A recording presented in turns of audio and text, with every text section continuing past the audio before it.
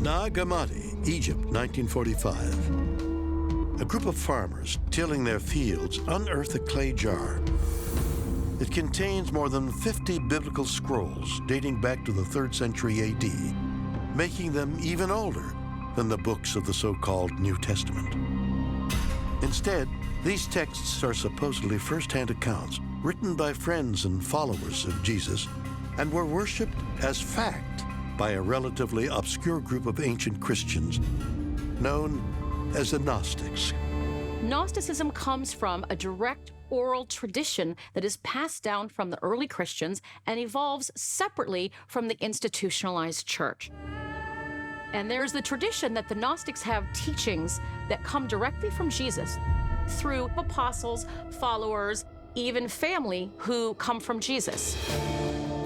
Gnostic comes from the word gnosis, which means a personal revelation and experience. And when we look at those texts today, we see secret learning, secret teachings. Secret teachings directly from Jesus himself, passed down through his closest followers and potentially giving us a first-hand account of Jesus' life and deeds. One might think such gospels would be held in high regard by the church. But in fact, it was quite the opposite. When I first encountered what I called the Gnostic Gospels, we were all surprised that there were so many Gospels that weren't in the New Testament. The reason that a lot of these books didn't make it into the Bible is that they weren't congruent with the core message of the books that did make it in. These texts were declared to be sort of full of errors and they'll lead you astray. One famous bishop calls them an abyss of madness and blasphemy against Christ. So these were the enemies of the early church, and Christians thought they must have horrible things in them. The penalty for copying or even keeping any of the Gnostic texts would have been increasingly severe. It could have even led to more severe punishment like torture and death. These lost books of the New Testament include a number of so-called Gospels, including the Gospel of Thomas, the Gospel of Philip, the Gospel of the Egyptians, and many others.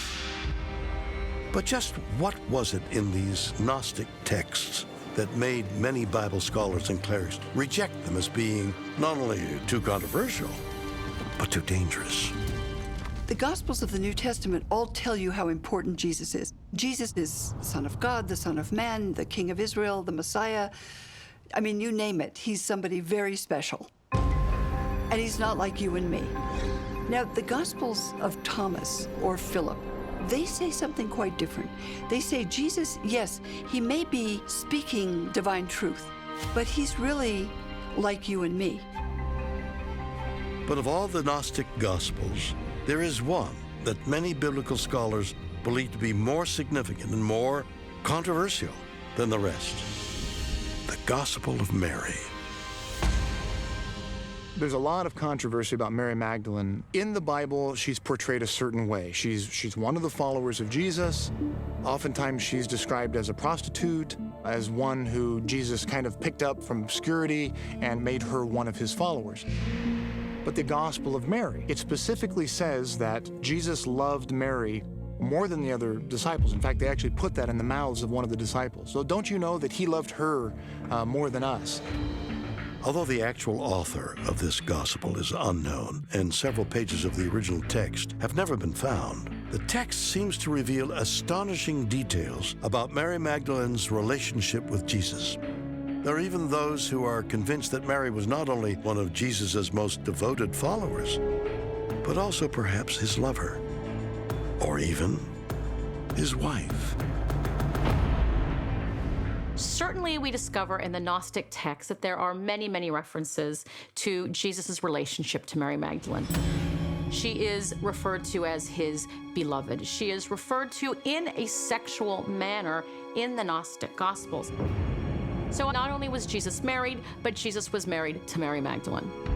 Because Jesus was a rabbi, it would have been required for Jesus to be married. If Jesus were not married, this would have been something that would have been remarked upon and talked about. And the fact that it is not is actually one of the things that proves that Jesus was married, because it would have been very normal for him to have been so. Gnosticism was seen as a problem because there was a core belief that had to be maintained, that there were certain non-negotiable truths that were part of the Christian gospel. And so if anything was contradictory to that, then it needed to be suppressed or refuted. So there is a lot of Gnostic material that tells us Jesus was married to Mary Magdalene. 2,000 years of church tradition is overturned by the Gnostic Gospels because Mary Magdalene emerges as a successor of Jesus. Does the Bible continue to inspire billions of people around the world, not because of the answers it provides, but because of the questions it inspires us to ask? Questions about what many believe to be its inconsistencies and contradictions, questions about life and humankind's unique place in the universe, questions that may forever remain unexplained.